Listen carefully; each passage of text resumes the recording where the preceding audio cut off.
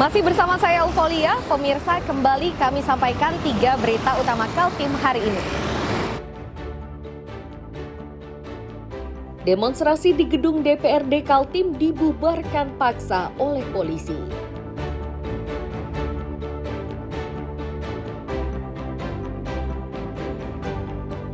Sejumlah elemen masyarakat di Malinau Kota gelar deklarasi damai.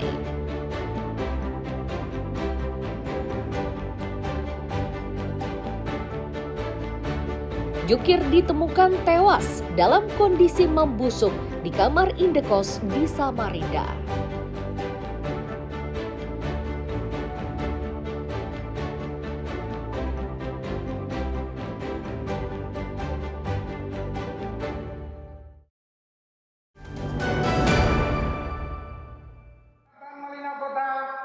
Deklarasi damai di Malinau Kota ini melibatkan tokoh agama, tokoh adat, tokoh masyarakat. Selain itu, pihak lain yang turut terlibat dalam deklarasi tersebut adalah aparatur sipil negara, tentara, dan polisi.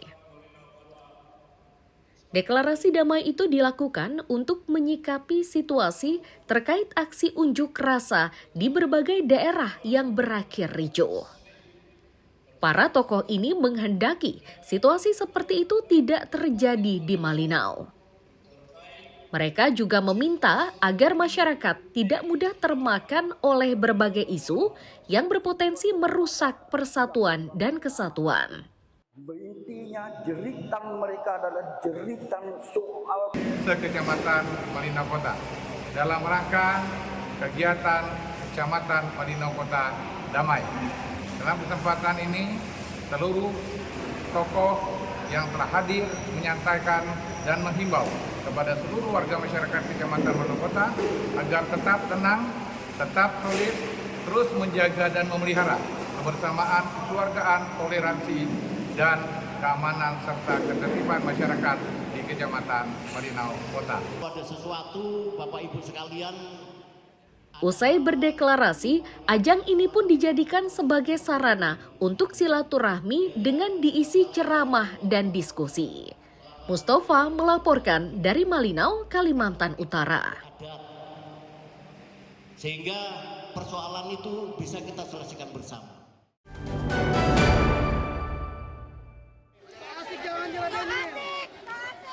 Aksi damai Aliansi Balikpapan Bergerak atau Barak Senin sore hampir diwarnai kericuhan. Ini setelah munculnya seseorang yang diduga sebagai penyusup. Namun suasana tegang tersebut kembali mencair setelah pria itu digiring menjauh dari lokasi demo. Menanggapi aksi para pedemo, Wali Kota menyatakan aksi tersebut merupakan bagian dari proses demokrasi. Dari beberapa tuntutan yang disuarakan, Wali Kota memastikan NJOP atau nilai jual objek pajak dijamin tidak akan naik. Ia pun berupaya mengatasi persoalan banjir. Hanya saja, proses penanganan banjir tidak bisa dilakukan seketika, namun berproses. Kepentingan kepada Bapak Ibu sekalian, saya hadir di tengah. Pertama, PBB sudah pastikan, saya pastikan tidak ada kenaikan PBB. Bagian daripada proses demokrasi. Tetapi juga kita mengimbau dan alhamdulillah ini berjalan dengan baik. Dan tuntutan-tuntutan dari yang mereka sampaikan, baik masalah isu nasional yang juga sudah disampaikan, dan termasuk isu lokal. Dan isu lokal kan sudah kita jawab juga. Isunya adalah masalah PBB. Saya sudah pastikan tidak ada kenaikan PBB. Nah, yang kedua adalah masalah banjir. Jadi kita selalu berproses, karena untuk menangani masalah banjir ini, hampir negara maju pun tidak akan mungkin ada mencegah yang namanya banjir. Setelah mendapatkan jaminan dari Wali Kota Balikpapan, pada malam harinya pedemo membubarkan diri dengan tertib. Amir Hamzah dan Riani Mantini melaporkan dari Balikpapan.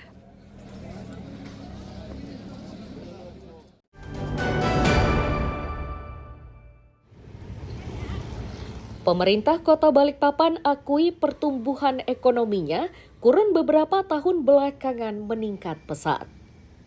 Hal tersebut dibuktikan dengan pertumbuhan pendapatan daerah.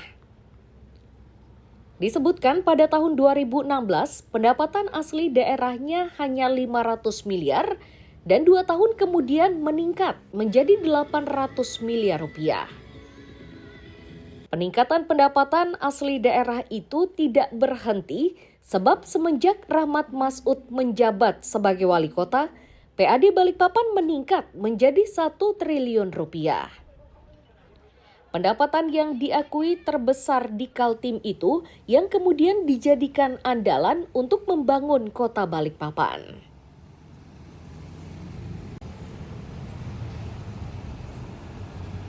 Boleh dicek dulu, tahun 2016 PAD kita itu hanya 500 miliar. Ya, kemudian 3 tahun berikutnya 2018 itu naik menjadi 700 miliar. Nah, setelah saya menjabat, alhamdulillah dari 800 sekarang menjadi 1,3 triliun. Dari dana itulah kita tidak terlalu tergantung terhadap DBH dana transfer dari pusat. Nah, ini kan berkah sebenarnya.